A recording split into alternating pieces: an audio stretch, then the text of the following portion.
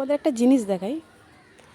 এই যে হচ্ছে আমার গাছ, ঠিক আছে, অনেক রকমের গাছ আছে। লোকে বলে আমি কেন ছাদে এত গাছ করেছি, এইটার জন্য। দেখতে পাচ্ছ, এই যে ডবল টগর, এই যে আমার ডবল টগরের গাছ, বোধহয় আছে 8-9টা আছে। নীলকণ্ঠ এখানে, এই যে সাদা অপরাজিতা সেটা এখানেও আছে, আর এখানেও আছে।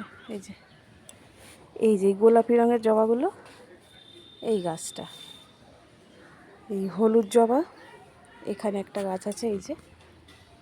আচ্ছা, কলকে ফুল সেটা তোমরা দেখেইছো, এই যে কালকেও ফুটবে। ওখানে একটা, সেই যে 2টো, ওখানে 3টে, প্রচুর।